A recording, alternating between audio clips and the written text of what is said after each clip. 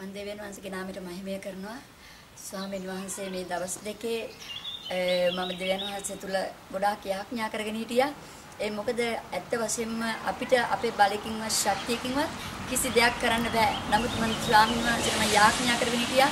ස්වාමීනි ඔබ වහන්සේගේ දේවදාසයා ඔබ වහන්සේගේ කැමැත්ත නම් මේ දේවදාසියව මෙතනට ගෙනල්ලා ඔබ වහන්සේගේ රාජ්‍ය ගොඩනැගීම පිණිස ඔබ වහන්සේ මෙතන දෙයක් කරන්න කියලා මම දෙවියන් වහන්සේට කියාගෙන යාඥා කරගෙන ඇඬු කඳුලෙන් හිටියා. ඇත්තටම මම වෙන්දට සාක්ෂියක් දෙද්දී ඇඬු කඳුලෙන් තමයි සාක්ෂි දෙන්නේ.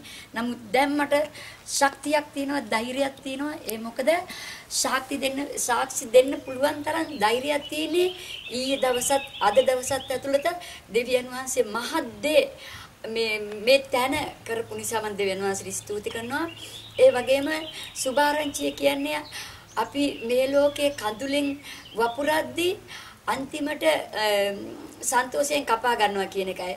නමුත් මම දෙවියන් වහන්සේට මේ මාස ගාණක් තිස්සේ ඉඳලා කඳුලෙන් වැපුරුවා. ඒ කඳුලෙන් වැපුරපු දේ ඊයේ අද දවසේ ඇතුළත මම කපා ගත්තා කියලා මම හිතනවා. නමුත් ඒක අද දවසට විතරයි. ඒ ඉදිරියට කපා ගන්න ඕන නම් ඉදිරියටත් කඳුලෙන් වපුරන්න ඕනේ බව මම දන්නවා.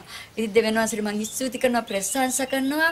අද දවසෙත් ඊයේ දවසෙත් දෙවියන් වහන්සේගේ සුභාරංචියක් කිව්වම දෙවියන් වහන්සේව නොදන්න අයටයි අපි සුභාරංචිය කියන්න ඕනේ. ඉතින් දෙවියන් වහන්සේ මෙතන දෙවියන් වහන්සේව දන්නේ නැති අයව ගෙනල්ලා සුභාරංචිය දීලා ඒගොල්ලන්ට දෙවියන් වහන්සේ අතගසපු නිසා මම ස්වාමීන් වහන්සේට ස්තුති කරනවා. Hallelujah. Thank you, Jesus.